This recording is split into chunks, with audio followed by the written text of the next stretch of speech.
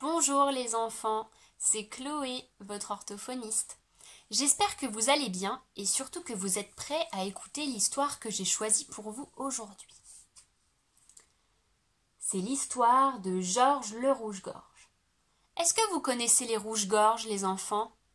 Ce sont de petits oiseaux avec la gorge rouge. Vous êtes prêts? C'est parti. Voilà notre ami Georges. Malgré la neige et le froid qui ébouriffait ses plumes, Georges se tenait bien droit vers le ciel et chantait devant la fenêtre où tous les jours une main amie éparpillait quelques miettes.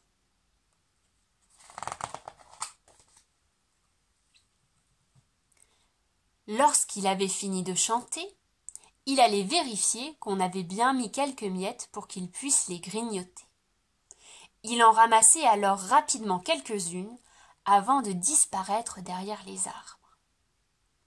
Mais ce matin-là, il n'y avait pas de petites miettes. Des petits moineaux bien plus rapides que lui les avaient grignotées.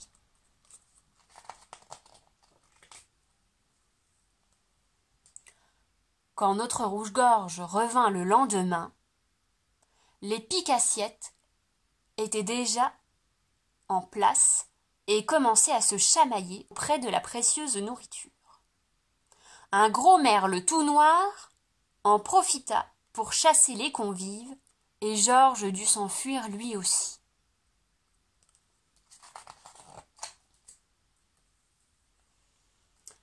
Caché dans les buissons, il aperçut Benjamin le lutin. Tiens, est-ce qu'on connaît un Benjamin, nous? Je crois bien. Il était occupé à faire un petit chemin devant sa maison tout enneigé. Georges se mit à le suivre, en regardant le sol avec espoir, mais la terre était trop dure pour pouvoir en tirer le moindre ver de terre, et le petit homme bien trop occupé. « J'ai autre chose à faire que de semer des graines en hiver !» grommela-t-il dans sa barbe. Georges n'en écouta pas davantage. Il abandonna le vieux grincheux à sa tâche et s'envola. Bientôt, il arriva en vue d'une petite maisonnette. « Une petite miette! Une petite miette !» implora-t-il en tapant au carreau de la fenêtre.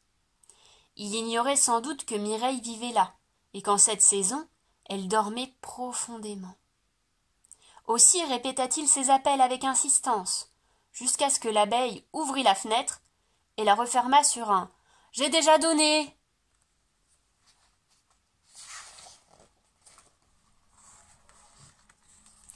Découragé, Georges s'éloigna.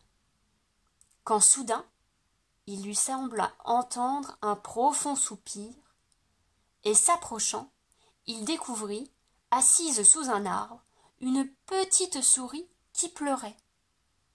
Elle n'avait pas l'air d'avoir très chaud. Elle tremblait de la tête aux pieds. « Je suis perdue, dit-elle. Et un chat s'est mis à me... »« Un chat !» s'écria Georges en sursautant. « Excuse-moi, souris, mais je dois m'en aller. Ouf, il fait froid, il faudrait pas que j'attrape mal à la gorge. C'est très mauvais pour les rouges-gorges. »« Oh, je t'en prie, il faut vraiment que je rentre chez moi. »« Bon alors dépêche-toi, répondit Georges. Grimpe sur mon dos et sauvons-nous d'ici. » Arrivée à la hauteur des arbres, la souris découvrit le jardin comme elle ne l'avait jamais vu. « Maintenant, je sais où nous sommes. J'habite juste là, dans la grande maison, s'écria-t-elle. Georges la déposa, et elle courut vite le long du mur, puis s'arrêta devant une toute petite porte. Elle l'ouvrit et fit signe au rouge-gorge de la suivre dans le long couloir étroit et sombre qui conduisait à son salon.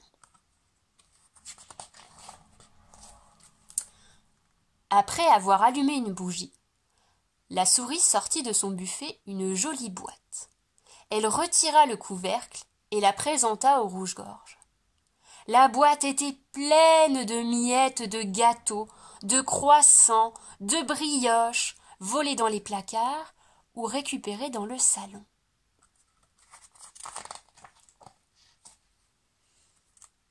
Georges prit une miette, puis deux, et encouragé par la souris qui insistait, il mangea tout ce qu'il pouvait. Quand la boîte fut presque vide, la souris lui dit « Ça ne fait rien, finissez la boîte, j'irai en rechercher demain. » Georges ne se fit pas prier, il picora les dernières miettes. Puis, de sa douce voix, il la remercia en lui chantant une petite chanson.